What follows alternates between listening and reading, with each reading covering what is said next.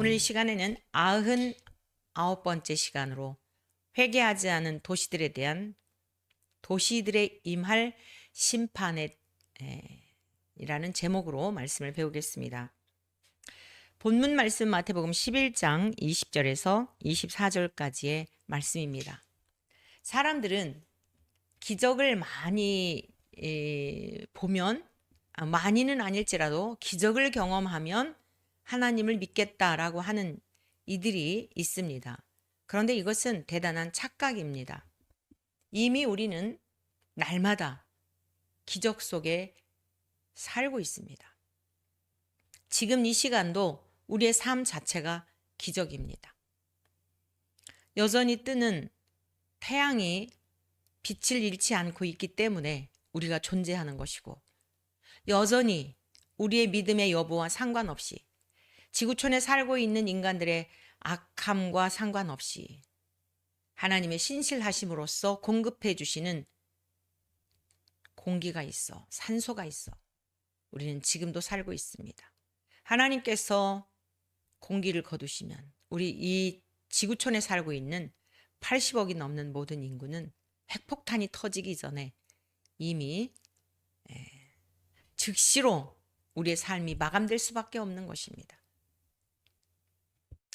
하나님의 일상은 우리에게 공기를 공급해 주시고, 여전히 두 큰 광명체로 부딪히지 않고 잘 운행하게 하셔서 큰 광명체로 낮을 비추게 하시며, 작은 광명체들로 달과 별들을 통하여 어둠 가운데 있는 땅을 비추게 하시는, 여전히 변함없이 신실하신 하나님의 일하심으로 오늘 우리 모두는 기적 속에 살고 있다는 것입니다. 하나님의 일상이지만 인간에게 있어서는 기적입니다. 그러므로 우리는 더 이상 어떤 기적을 바라는 어리석은 자들이 되면 안 되겠습니다.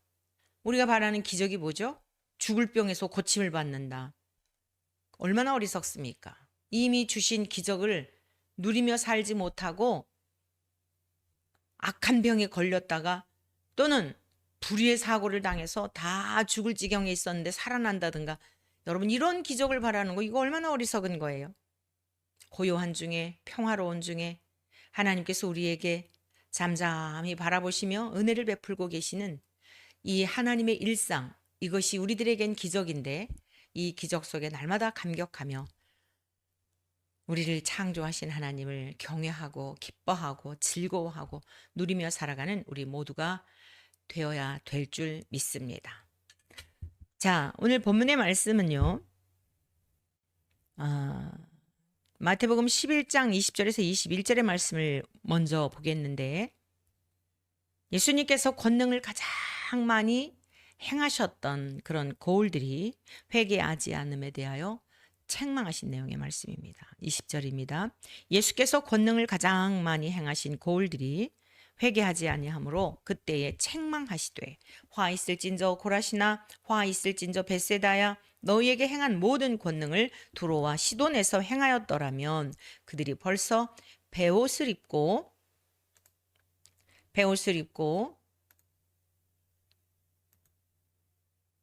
이 가끔씩 갑자기 노트북 앞에 막 광고들 이런 게 떠가지고 글을 가려서 그랬습니다.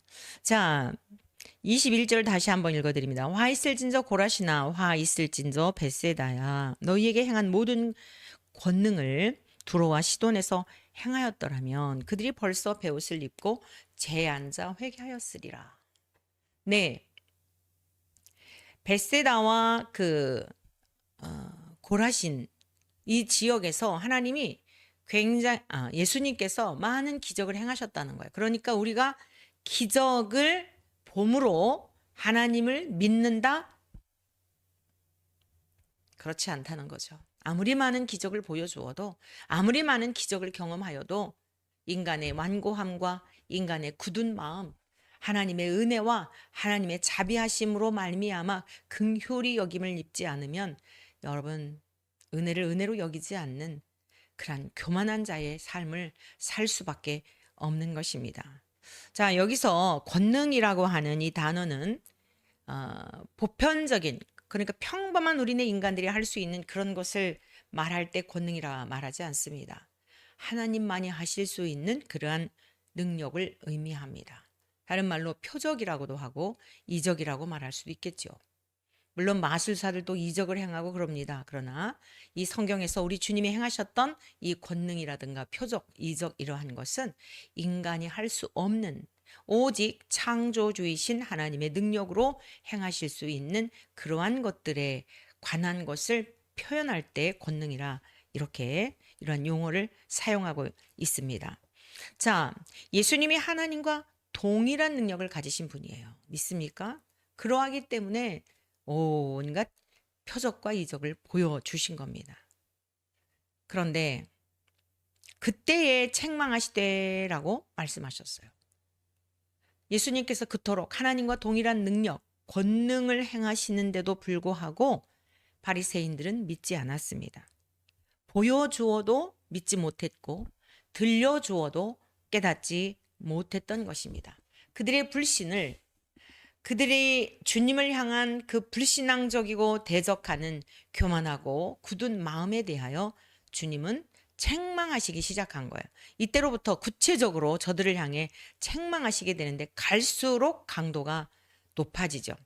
자, 근데 우리가 사복음서를 보다 보면은요, 지금 주님께서 말씀하신 고라신 그리고 벳세다라고 하는 이 지역을 좀 살펴보겠는데, 고라신은 가버나움에서 북쪽으로 약 4km 정도 그 지점에 있는 성읍인데, 이 사복음서에 보면은 고라신에서 복음을 전하셨다라고 하는 구체적인 기록이 사실상 없어요. 그러나 마태복음 9장 35절의 기록을 보면요. 마태복음 9장 35절에 이렇게 기록되어 있죠. 예수께서 모든 도시와 마을에 두루 다니사 그들의 회당에서 가르치시며 천국 복음을 전파하시며 모든 병과 모든 약한 것을 고치시니라. 그러니까 우리 주님께서 모든 성과 모든 마을과 요즘으로 말하면 구석구석 도시든지 산간 벽천이든지 주님의 발걸음이 닿는 곳, 아니 주님이 증거하시는 복음을 듣고 구원받아야 될 영혼들이 있는 곳은 다 찾아다니셨음을 볼 수 있어요. 그러면 이 시대는 이 교통수단이 다양하잖아요. 비행기로도 갔다 갔다 할 수도 있고 KTX도 있고 전철도 있고 자가용도 있고 자전거도 있고 오토바이도 있고 교통수단이 다양합니다. 그런데 우리 주님이 활동하셨던 그때에는 도보로 다니셨어요. 기껏해야 배 타고 이 편에서 저 편으로 건너가실 때는 배를 타고 가시는 정도였지, 뭐 나귀를 타고 간다든가, 나귀를 타고 예수님이 전도하셨다라고 한 내용은 없어요. 아무튼 거의 도보로, 그리고 배를 타고 저편으로 건너가시는 정도의 그러한 그 환경이었기 때문에 우리 주님이 복음을 전하시느라 얼마나 수고하셨는지는 충분히 추정해 볼 수 있는 그러한 내용이죠. 자, 이 벳세다라고 하는 곳은 물고기의 집이라고 하는 이런 뜻인데요. 갈릴리 바다 북동쪽 해안에 위치하고 있는 그러한 지역입니다. 이곳은 베드로와 안드레와 빌립의 고향이기도 하죠. 특히 이 벳세다는 예수님께서 오병이어를 행하셨던 그러한 곳이기도 합니다. 어찌되었건 벳세다와 고라신은 예수님이 복음을 전파하실 때에 본거지로 삼으신 가버나움 인접해 있는 지역들이었어요. 가버나움에서 주로 많이 그 활동을 하셨는데, 갈릴리 바닷가 그런 주변. 자, 인접해 있다는 건 무슨 뜻이죠? 인접해 있다라고 하는 것은 그 소식이 요즘과 같이 무슨 또 통신 수단이 뭐 SNS로 해서 세계적으로 뭐 이런 게 아니에요. 뭐 무슨 뭐 페이스북을 하거나 인스타그램을 하거나 뭐 이런 세상이 아닙니다. 핸드폰으로 뭐 문자 보내서 이런 거 아니에요. 입에서 입으로, 전부 입에서 입으로 이렇게 전해지는 그런 때였죠. 사실은 어떠한 소문보다도요, 입소문이 가장 무섭습니다. 입소문이 가장 빨라요. 더딘 것 같은데 진짜 입소문이 빠릅니다. 그래서 예수님이 행하셨던 모든 기적이라든가 표적에 대한 것들은 사복음서에 베세다와 고라신에 대해서 그 지역에서 무엇을 베세다 같은 경우 이제 베세다 광야에서 오병이의 기적을 행하시고 한 이런 내용들이 있지만은 오늘 주님께서 말씀하신 것을 보면 뭐라 그랬어요? 권능을 가장 많이 행하신 고을들이라는 거예요. 어쩌면 너무 그곳에서 많은 사역들을 하셨기 때문에 일일이 기록하지 않을 수도 있지 않았을까라고 생각해 볼 수도 있고요. 추정이에요, 물론. 중요한 것은 주님께서 복음을 전파하시는 본거지로 삼았던 곳에 인접해 있었기 때문에 다 그곳까지 주님의 행하신 일들이 베세다라든가 고라신에 전파되었음을 알 수 있습니다. 자, 그런데 주님께서 얼마나 안타까우신지 베세다와 고라신을 책망하시는 거예요. 그 많은 표적과 기적을 보는데도 믿지 않았다는 겁니다. 그런데 그들이 믿지 않은 그 능력, 그렇게 많은 능력을 행하셨는데도 불구하고 믿지 않은 것을 상기시키며 만일에 내가 그곳에서 행했던 능력을 두로와 시돈이라고 하는 곳에서 행하였더라면 그들이 벌써 믿고 회개하였을 것이다 라고 책망하셨어요. 얼마나 안타까우시면 이렇게 말씀하셨을까요? 그러면 우리가 두로와 시돈이라고 하는 그 지역을 좀 이해할 필요가 있겠습니다. 이스라엘의 북쪽에 있는 이방인의 도시예요. 이 두로와 시돈이라는 곳은요. 이사야 23장 1절 2절에 이렇게 기록되어 있습니다. 두로에 관한 경고라. 다시스의 베드라 너희는 슬피 부르짖을지어다. 두로가 황무하여 집이 없고 들어갈 곳도 없으며 이 소식이 기띔 땅에서부터 그들에게 전파되었습니다. 바다에 왕래하는 시돈 상인들로 말미암아 부요하게 된 너희 해변 주민들아 잠잠하라. 이 두로라고 하는 지역은 해상 도시로서 대부분 이제 이 해상 도시 같은 경우 무역상들이 굉장히 많이 왕래하잖아요. 그래서 그러한 경우에는 부가 따라오게 되어 있죠. 그리고 이 시돈 2절에 보니까 바다에 왕래하는 시돈 상인들로 말미암아 부요하게 된 너희 해변 주민들아. 네. 두로가 해변 주변에 있었는데 시돈의 상인들이 왕래를 했다는 거예요.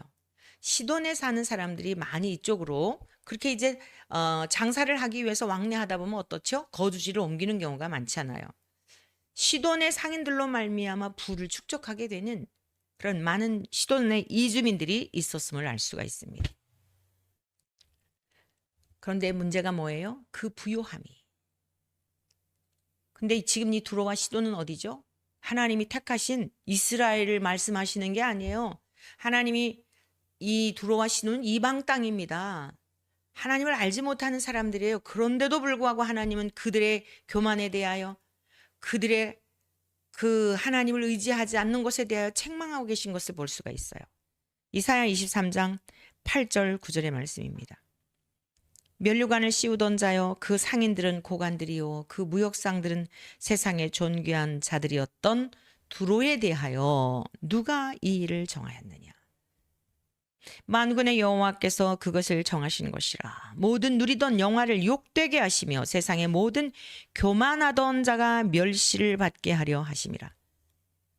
두로의 심판에 대하여 그 잘나가고 무역상들이 왕래하며 부요한 그 도시를 하나님께서 심판하시기로 작정하셨다는 거예요. 누가 그것을 정할 수 있냐는 겁니다. 두로 왕이요? 막아낼 수 있어요? 하나님이 심판을 정하셨는데 막아낼 수 있을까요? 못 막습니다. 오늘 아침에도 식사하면서 그 당대표가 나오면서 국민의힘의 한동훈 씨가 당대표 당권에 도전하면서 최상병 그것을 특검을 들고서 나 안돼 어떻게 생각하느냐. 정 목사님이 저에게 물어요. 지금은 어느 인간도 어느 정당도 믿을 수 있는 그런 상황이 아니다. 이제는 이야기하고 싶지도 않다. 하나님께서 왜 우리 대한민국이 이 지경까지 왔는지, 불법과 불의가 판을 치고 불법이 불의가 정상이 되는 이런 기가 막힌 현실. 하나님께서 침묵하고 계시는, 숨어 계시는 듯한 답답함 속에 그동안 거리로 많이 뛰쳐다녔지만 지금은 주님께 계속 여쭙는 거예요. 왜 이러한 지경을 허락하셨을까요? 주님의 뜻이 무엇입니까? 주님, 지금 이러한 상황 속에서 주님을 가장 기쁘시게 해드릴 수 있는 일이 무엇일까요? 말이 안 나와요, 이제는. 뭐 누가 어떻고 뭐 이런 언급할 이제는 의미조차도 못 느껴요. 그러나 그 어느 때보다도 더 하나님을 묵상하게 되고 주의 뜻을 구하게 됩니다. 하나님은 본래 말씀하셨어요. 선지자들을 통하여. 귀인들도 의지하지 말고 세상의 권력자들도 의지하지 말고 도울 힘이 없는 인생들을 의지하지 말라고 말씀하셨습니다. 대통령, 뭐 국무위원, 국회의원. 왜 우리가 실망하죠? 항상 사람들을 의지하기 때문입니다. 아무도 의지할 자가 없습니다. 하나님만 바라보아야 합니다. 이 시대는 더욱 그렇습니다. 하나님께서 왜 이와 같은 상황을 허락하셨는지. 북한에서 러시아와 또 더 친밀한 관계를 드러내면서 겁박을 하고 있는 이러한 사악한 짓들. 하나님께서 즉시로 김정은의 생명을 밤에 잠을 잘 때 심정지를 해서라도 데려가시고 길을 가다가도 많은 사람들 그 불쌍한 북한의 동포들이 도열을 하면서 열광을 할 때 보라는 듯이 그 자리에서 김정은이 못 데려가시겠습니까? 하나님은 어떤 분이신데 푸틴하고 같이 막 그러고 할 때 그 뜨거운 열도 속에서 아이들이 와가지고 그냥 벌도 그런 벌이 없죠. 우리 손주들이 거기 가서 그러고 있다 생각하니 너무 가슴 아프더라고요. 우리의 자식들이 그러고 있다 생각하고 우리가 거기 가서 아무 의미도 없이 그렇게 사람을 우상시하는 그 모습을 생각할 때 얼마나 기가 막힌지. 하나님이 데려가실 능력이 없어 그러실까요? 보라는 듯이 그 자리에서 즉사하게 하실 수 있어요. 푸틴도 같이 그냥 벼락을 쳐서 데려가실 수 있습니다. 그런데도 왜 놔두시는 거죠? 악한 날에 악인을 쓰신다는 하나님의 섭리를 기억해야 합니다. 그래서 지금은 그 어느 때보다도 주님, 우리에게 원하시는 것이 무엇이죠? 하나님은 안 믿는 자들에게 관심하시는 게 아니에요. 이렇게 두로와 시돈과 같이 하나님을 경외하지 않는 택한 자들도 아닌데도 불구하고 그 교만이 극에 달했을 때 하나님은 심판하셨다는 거예요. 그런데 하물며 하나님이 택하신 백성들이 하나님께 그 수많은 은혜를 입었는데도 불구하고 깨닫지 못하고 방자에 행하는데 여러분 사량타령할 수 있겠어요? 아유, 내가 어떤 일을 해도 다 용납해 주실 거야. 착각하지 말아야 합니다. 하나님 무서운 분입니다. 경외라고 하는 것은 무섭다, 두려워하다라는 의미도 포함되어 있는 거예요. 사랑이시지만 하나님은 우리가 두렵고 떨림으로 섬겨야 할 그런 분입니다. 그래서 두렵고 떨림으로 너희 구원을 이루라고 성경은 우리에게 가르쳐주고 있지 않습니까? 두렵고 떨림으로 구원을 이루어야 돼요. 왕들은 왕들대로, 권력자들은 권력자대로 다 행한 대로 하나님이 갚아주실 거예요. 모두 각자 행한 대로 갚아주실 거예요.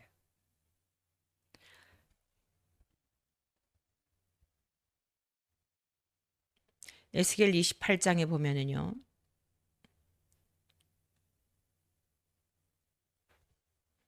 두로 왕에 대한 내용이 여러분이 말씀 끝나고 이 시간상 제가 이렇게 좀 몇 곳만 발췌를 했는데 다 좀 읽어보면 좋겠어요. 꼭 읽어보세요. 특히 이 에스겔 28장은 하나님을 대적했던 천사장 두로에 관한 말씀인데 쭉 읽다가 보면 에덴 동산이 나와요. 그 에덴 동산의 아름다운 전경들을 엿볼 수 있는 장면이 나와요. 그리고 하나님을 섬겼던 천사장의 그룹의 모습이 나와요. 그래서 두로 왕의 교만과 타락했던 천사장 루시퍼의 그러한 모습이 오버랩이 이렇게 교차되면서 교만이 이렇게 무섭구나라고 하는 것을 우리가 깨달아야 돼요.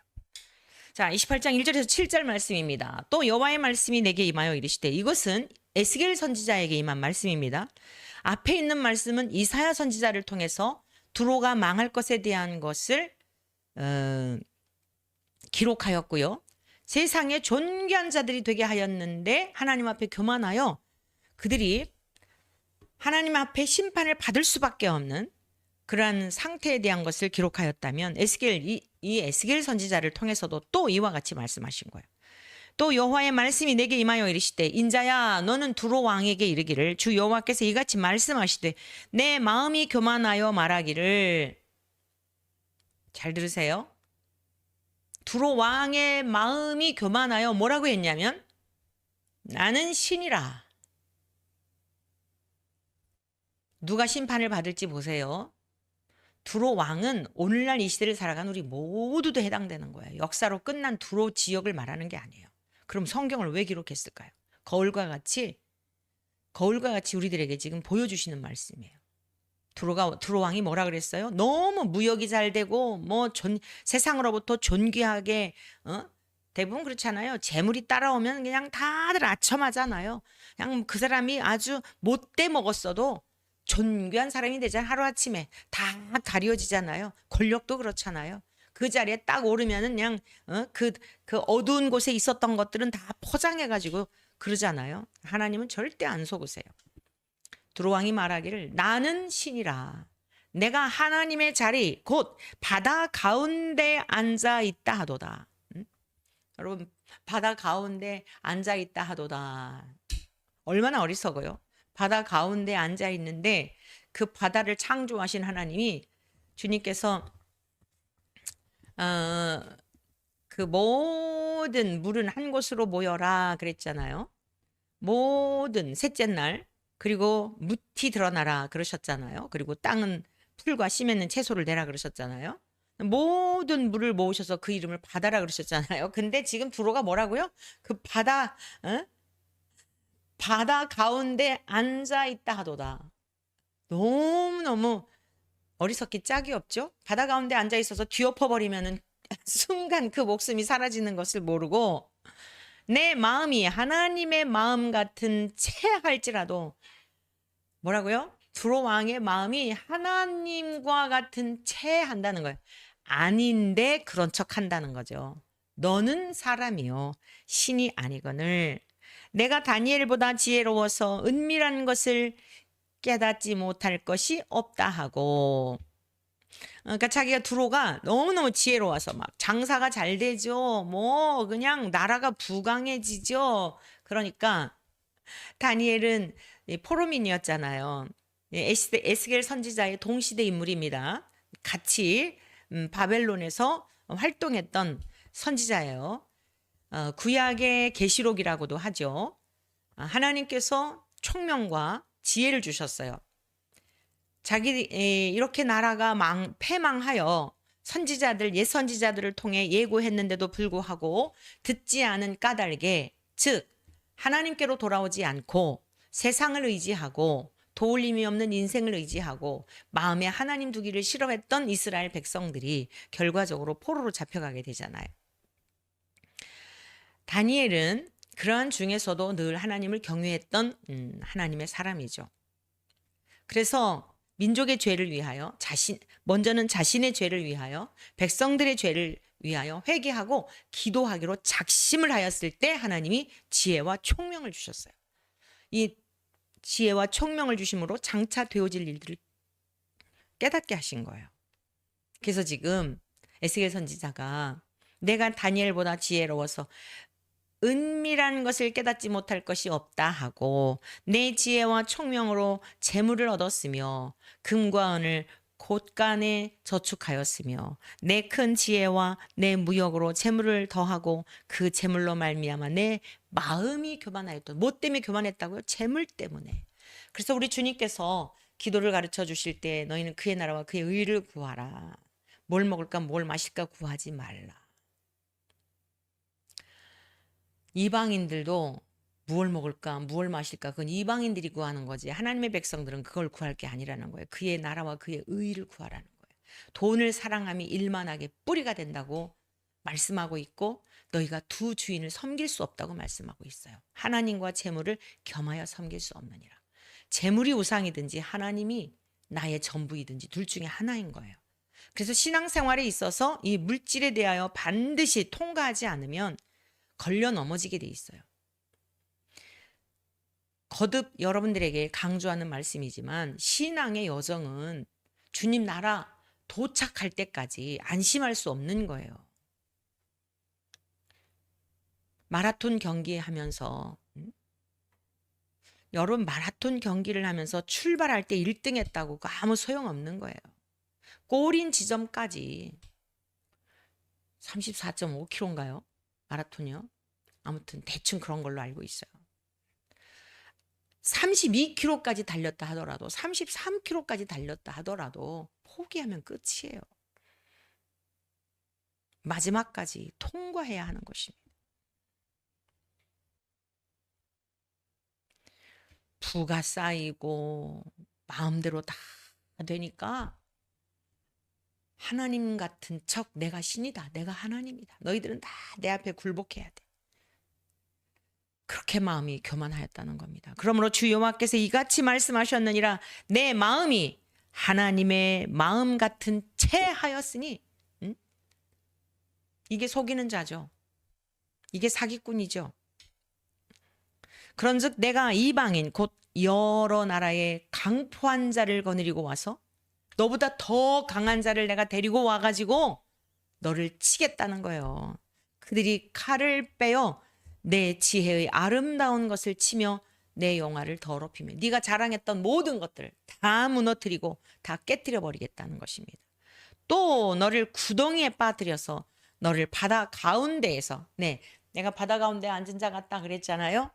네가 자랑하던 천하를 호령하는 것 같은 나는 이 바다라고 하는 건 모든 사람들이 다 두려워하는 거죠. 사실 바다는 세상을 의미합니다.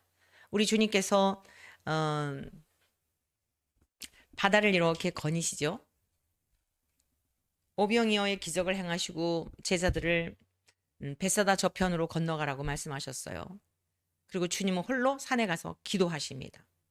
그런데 갑자기 제자들이 배를 타고 가던 중에 막 바다에 파도가 일고 바람이 불면서 파도가 일면서 막 이게 그냥 아주 배가 흔들리는데 죽을 지경에 이르게 되죠.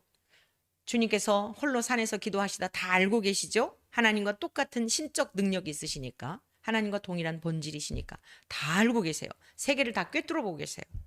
자, 멀리 있는 것도 다 아세요. 이게 우리 주님이에요. 이게 우리 예수님이에요. 이분이 예수님이시고 다른 여타의 종교의 교주들과 완전히 다른 그분이 성자 예수님, 유일하신 우리를 구원하시는 예수님이세요. 그러니까 혼자 산에서 기도하시는데 제자들이 경험하고 있는 이 어려움을 아셨어요. 그래서 주님께서 성큼 바다 위로 걸어오시잖아요. 제자들이 유령인 줄 알았어요.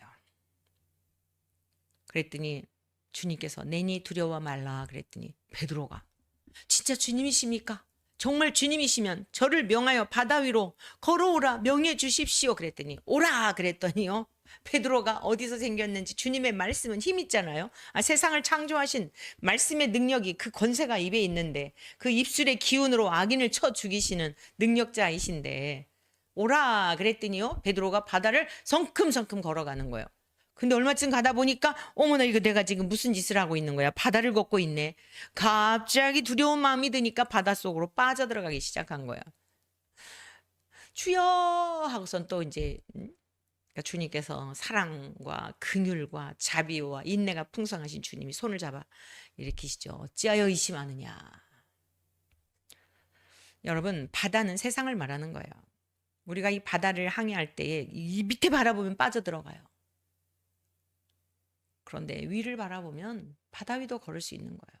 주님 바라보면 전쟁의 위협이든 뭐 또 요즘 뭐 전염병으로 또 어쩌고 저쩌고 뭐 아주 그냥 진짜 신문 안 보고 이저 뉴스 안 보는 게 속편할 때가 있어요. 그래도 또 어떻게 돌아가나 궁금하죠. 알아야 기도도 하잖아요. 보면은 연일 뭐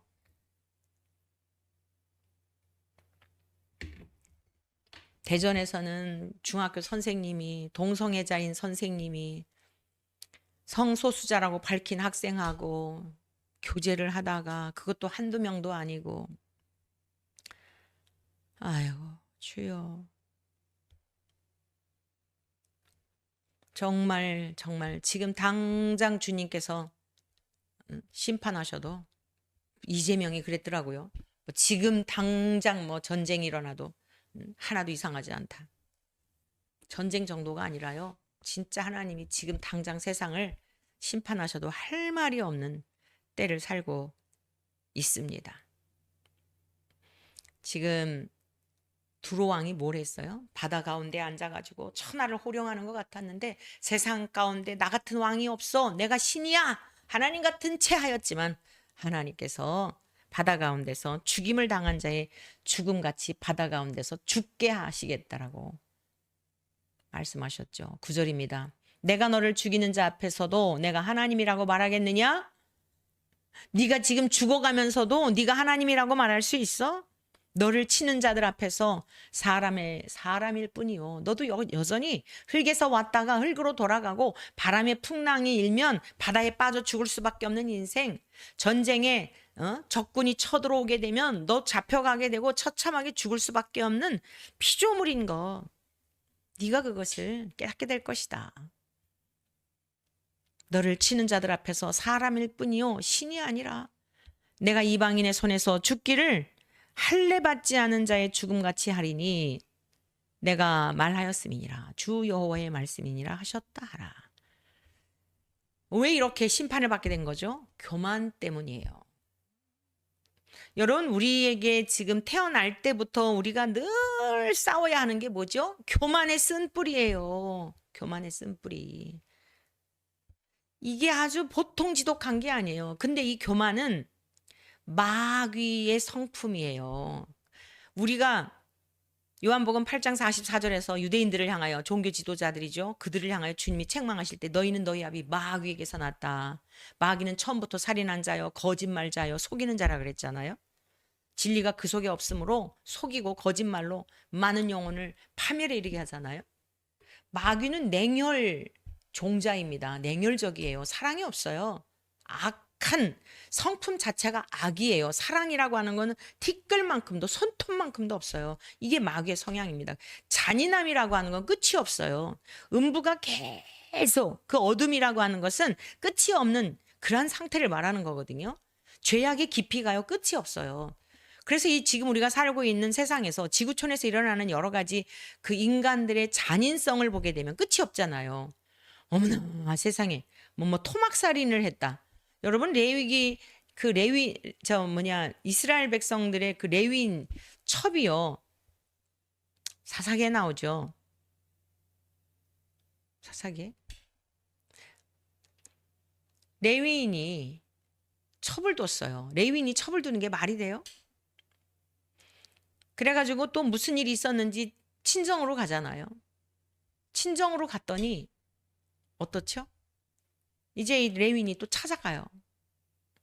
그래가지고 레위인이 왔더니 그냥 이 얼마나 음란한 도시였는지 그 지역에 있는 사람들이 자기를 상관하려고 하니까 자기 아내 첩을 밖에 내뒀더니 윤간을 해가지고 아침에 일어나 보니까 죽었잖아요. 여러분 이게 인간들이 더럽고 음란하고 음탕하고 그랬더니 레위인이요 글쎄 이 레위인은 하나님만이 기업이시고 세상 일도 하지 않게 했어요. 농사도 짓지 않게 했어요. 11지파가 수고한 것에 결실을 주어서 그 레위인들을 공개하게 하고 레위인 가운데 또 제사장도 나오고 성막을 레위인들이 이제 하는 일이 뭐예요? 성막을 지키고 봉사하고 활동하는 일을 구별된 일을 하는 겁니다. 아론의 제사장 가문의 후손들에게서 제사장도 나오고 이 레위 지파도 그에 못지않게 굉장히 중요한 이 가문의 후손들이에요. 그 믿음의 유업을 이어가야 돼요. 근데 자기 아내 첩을 윤간했다 그래갖고 그 첩을 12토막을 내잖아요. 이 성경에 다 이런 기가 막힌 일들이 다 지금 우리가 살면서 일어나는 일 다 성경에 기록돼 있어요. 누추한 일들이 다 기록돼 있어요. 이게 인간들이에요. 선한 인간이 어디 있습니까? 끝이 없는 겁니다. 마귀의 성품이 그래요. 근데 하나님은 사랑 덩어리시죠. 하나님은 사랑 자체예요. 악을 흉내내실 수도 없는 분이에요. 근데 우리 인간에게는 이 교만, 하나님을 대적하고 내가 신이 되고 내 뜻대로 돼야 하고 내 마음대로 돼야 하고 이게 얼마나 아주 그냥 빼고 빼내도 뿌리 깊숙이 있는지 오죽하면 예수님이 죽으셨을까요? 오죽하면 성령님이 오셔서 성령의 불로 그것을 도말하기 전에는 어느 누구도 이것을 해결할 자가 없는 것입니다. 자, 이렇게 교만하여 하나님의 심판을 받았던 두로와 시돈이 예수님이 행하신 기적을 보았다면 그렇게 교만하고 강팍하고 잘난 척하고 두로 왕이 신인 것처럼 하나님인 척 했던 그래서 결국 멸망을 당했는데 그 지역에서 예수님이 벳세다와 고라신에서 행했던 능력을 행했더라면 그들이 회개했을 거라는 거예요. 그러니까 세월이 가면 갈수록 사람들의 마음이 더 부드러워졌다는 거예요. 더 하나님 앞에 나와 긍휼을 구하면서 은혜를 입게 합당한 사람들이었다는 거예요. 아니요. 가면 갈수록이 심지어 성자 예수께서 오셨는데도 불구하고 기록된 대로 오셔서 지금 눈앞에서 말씀을 하고 계시는데도 불구하고 그 예수님을 대적하는데 예수님을 대적하는 건 곧 하나님을 대적하는 거잖아요. 그래, 하나님은 보이지 않아서 그렇다 치더라도 하나님과 동일한 본질을 가지고 오신 예수님이 행하신 그 기적을 보면서도 예수님을 잡아 죽이려고 하는 이 유대의 지도자들, 유대인들 회개할 생각은 전혀 하지 않고 이러한 모습들을 보니 우리 주님께서 얼마나 기가 막히셨는지 오죽하면 두로와 시돈에 관한 말씀을 언급하시며 이와 같이 말씀하셨겠어요. 마태복음 11장 22절에서 23절의 말씀입니다. 내가 너희에게 이르노니 심판날에 두로와 시돈이 너희보다 견디기 쉬우리라.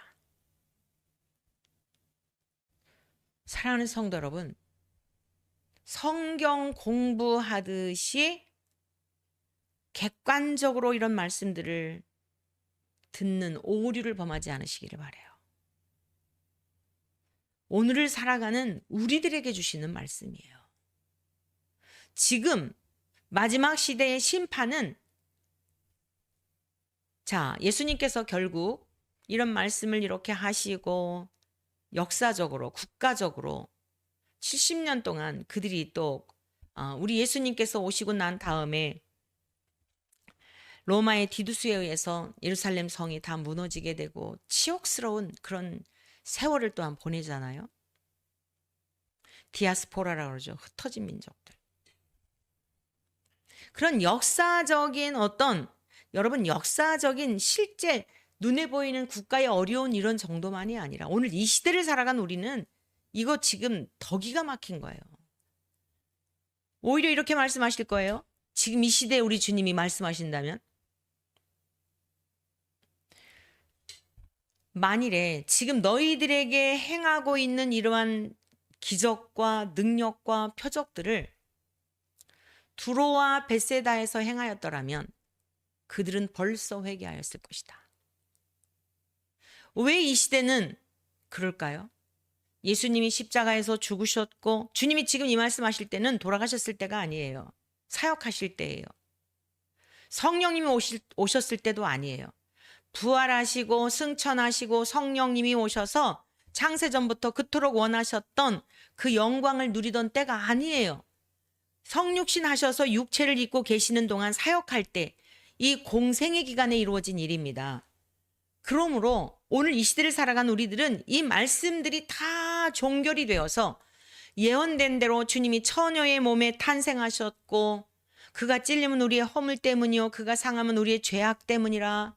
그가 징계를 받음으로 우리가 나음을 입고 그가 채찍에 맞음으로 우리가 평안을, 하나님 안에서 평안을, 잃어버렸던 에덴의 기쁨을 누리고 다시 생명을 얻게 되고 교제가 가능한 이러한 예언서들이 다 성취가 되었단 말이에요.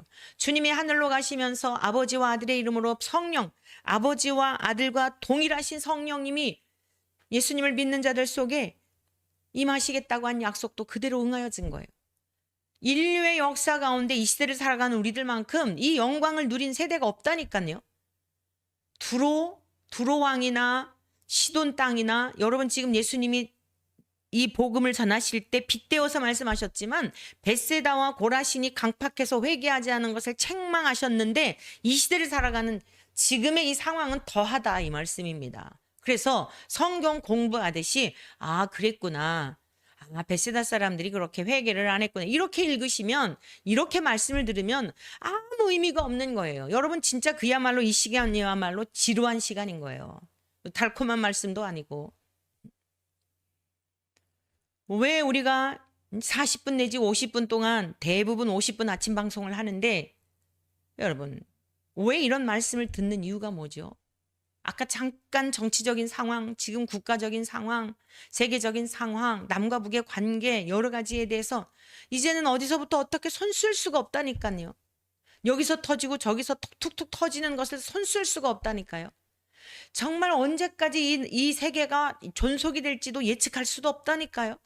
그래서 하나님을 향하여 더 주님 무엇을 원하시는지 지금 우리가 마치 노아에게 방주를 지으라고 말씀하신 그 음성을 듣고 이 시대 우리가 준비해야 할 방주는 무엇일까? 물론 구원의 방주이신 주님 안에 우리가 거하고 있는데 어떻게 하면 우리가 끝까지 무사히 불로서 세상을 마지막 심판하실 때 심판을 면하고 주님 나라에 입성할 수 있을까에 대한, 그게 가장 우선해야 될, 지금 저와 여러분들의 영혼을 위해서 거기에 가장 집중해야 할 때예요. 그래서 어떤 일들을 보고 슬퍼할 이유도 없어요. 여러분 마음 상하게 하는 것에 마음 상할 것도 없어요. 오히려 감사하고 여러 가지로부터 나를 차단하여 더 주님께로 가게 하는구나. 그게 진리 안에서 자유한 삶입니다. 아무 곳에도 매일 필요가 없어요. 부모, 형제, 자식에도 매일 필요가 없어요. 우리에게 부여하신 사명, 여러분 가정으로 파송하셔서 가족 구원을 위하여 선교사로 파송하셨는데 전하고 기도하고 권면하고 했는데도 안 들었죠. 여러분의 남편, 여러분의 자식들이 순종하지 않고 안 돌아왔잖아요. 어쩔 수 없어요. 그들의 생명의 값을 여러분에게 묻지 않아요. 그들과 하나님과의 관계성 속에서 그들이 책임져야 할 부분이에요. 그런데 여러분들이 침묵하고 나만 천국 가면 돼? 진짜 그런 날이 올까? 심판의 때가 올까? 이러고 넋 잃고 감각도 없이 그러고 있다가 하나님께서 여러분들 마지막 심판의 때에 그들의 생명의 값을 여러분들에게도 묻는다고 말씀하셨어요. 에스겔 선지자를 통해 말씀하셨죠.